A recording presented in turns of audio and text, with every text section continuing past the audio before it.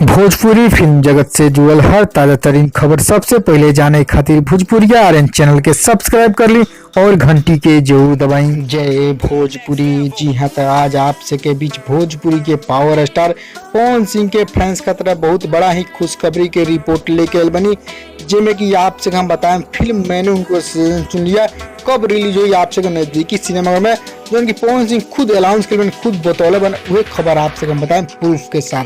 जी हाँ, तो आप सब जाएं मत, आप सब वीडियो के अंत तक जरूर देखिए। उससे पहले आपसे हम कहीं अगर आप भोजपुरिया चैनल पर नया बानी तो चैनल के सब्सक्राइब कर ली और एक घंटी के आप जरूर दबा दीजिए। तो चलिए खबर की तरफ आपसे बता दी। मैंने उनको सुन लिया फुली लव स्टोरी फिल्म बाटे, जिसमें कि पवन सिंह के साथ चार स्टार कास्ट हीरोइन वाले, जिसमें कि काजल रघवानी, अमरपाली दुबे, अंजना सिंह एवं प्रीति विसर्जन की चारों के साथ धमाल मचा रही है, जिसमें कि आपसे गाना भी सुनने बनी, जो उनकी DRJ रिकॉर्ड्स यूट्यूब चैनल पर गाना भी आ गया और मूवी के ट्रेलर भी आ गया। कहें की मूवी 14 फरवरी को रिलीज होकर वाला वैलेंटाइन डे के दिन, लेकिन ना रिलीज हो पाल कहें की टेक्निकल प्रॉब्लम के कारण। लेकिन अब खुद बतौले बने आपसे के नया शो में, जो कल ही उनके शो सिवान में वह शो के दौरान बतौले बने वही रिपोर्ट आपसे हम बताएं प्रूफ के साथ। जी हाँ, तो आपसे प्रूफ के साथ बतावे से पहले आपसे बता दी आपसे की फिल्म के कितना इंतजार कमेंट बॉक्स में जरूर बताएं।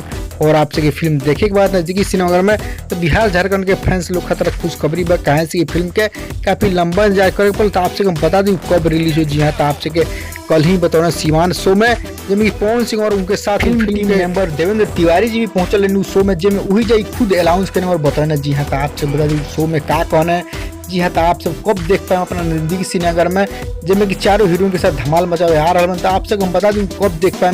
जी हाँ, तो रिलीज डेट आ रहा है आपसे 2019 के ईद पर। जी हाँ, आप सब शो के तस्वीर देखते हैं, जिनमें ये शो में बताने पवन सिंह कि 2019 के ईद पर रिलीज होकर जाता है पवन सिंह के फिल्म मैंने उनको सुन लिया, जिसमें काफी ब्लॉकबस्टर हिट गाना बा वह फिल्म आपसे देखे मिली ईद पर। आप सब तैयार रहे 2019 के ईद पर मैंने उनको सुन लिया फिल्म देखे के, कहें कि ब्लॉकबस्टर हिट गाना वाला फिल्म बता। आपसे खबर पसंद है लाइक कर दें एवं फेसबुक व्हाट्सएप पर शेयर कर दें, और आपसे मूवी के देखे के पसंद करें तो खबर के कमेंट करके जरूर बताएं आपकी खबर कैसन लागला।